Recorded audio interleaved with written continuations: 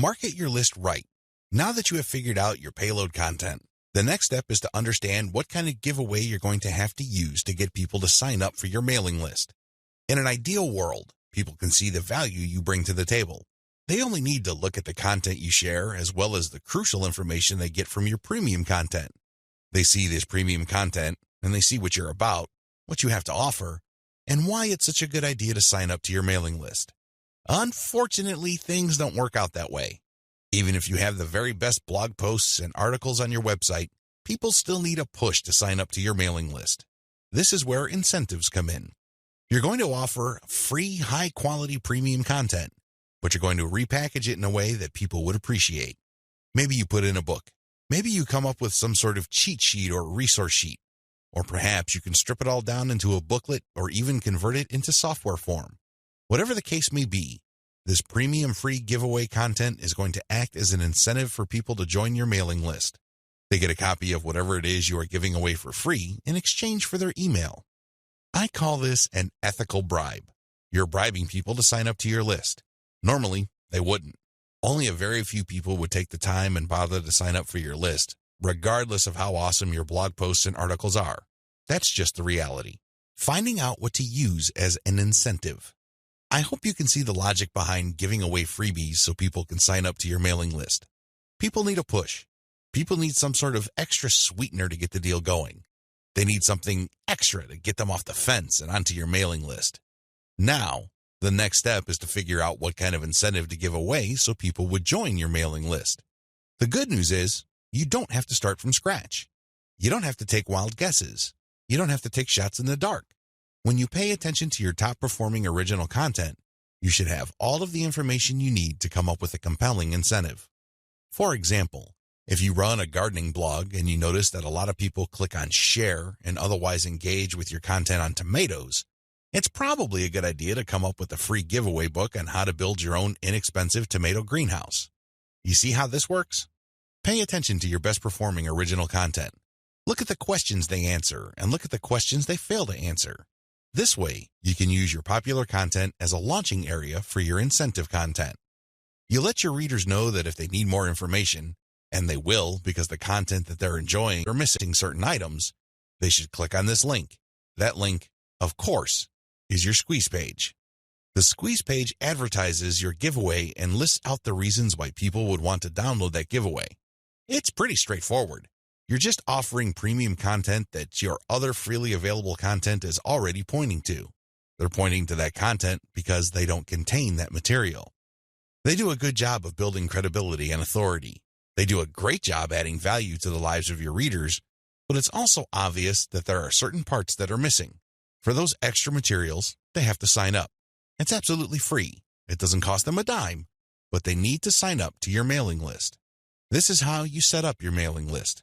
It has to be closely tied to your premium content. Coming up with incentives or freebies that look like they came out of left field because they're unrelated to whatever it is you're currently doing is not a good idea. Chances are quite good that you're going to fail. When you come up with incentive content that is directly related to the materials you're already sharing, you create a feeling of value. There's also a feeling of exclusivity. After people have seen your content and have become aware of what you are and what your brand is about, you let them in on a special premium. This is a special deal that other people who haven't accessed your brand have no idea about.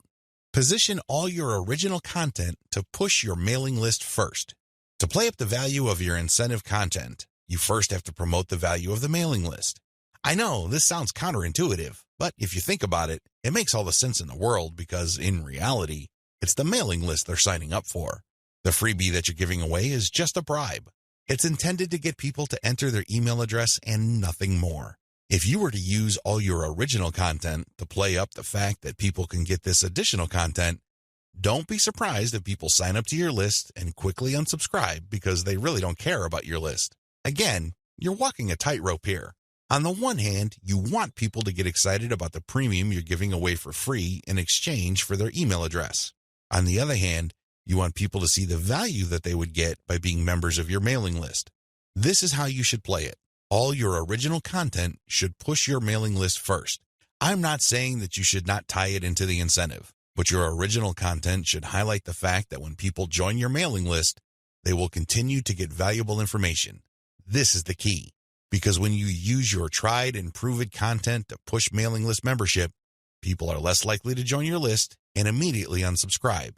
They are aware of the value that the list can possibly bring to their lives. You then play up the premium content as part of the membership. In other words, it's an extra.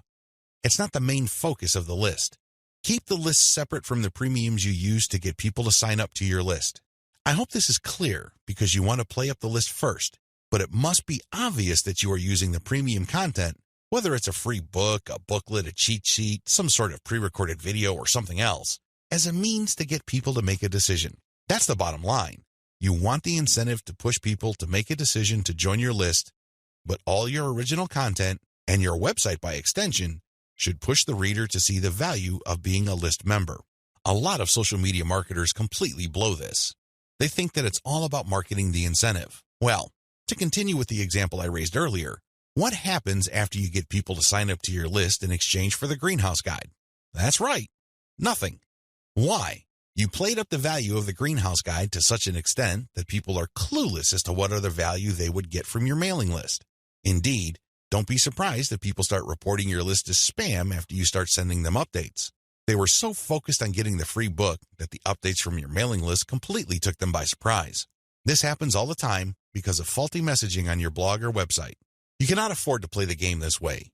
You worked hard to pull all this social media traffic to your site.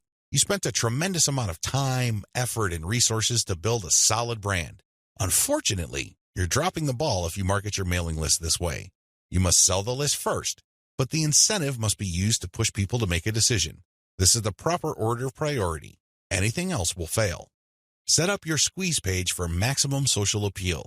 As I mentioned earlier, you should use your content to push your mailing list. You should use your content to upsell your squeeze page. But this doesn't mean that you can get away with badly designed squeeze pages. It's not going to cut it. Your squeeze page must be well designed. After all, this page is a specialized recruitment page. When people get on this page, you have to make the case as to why they should join your list, and not just for the incentive. While the incentive takes a big chunk of the real estate of a squeeze page, you should be clear about the fact that people are signing up to your list.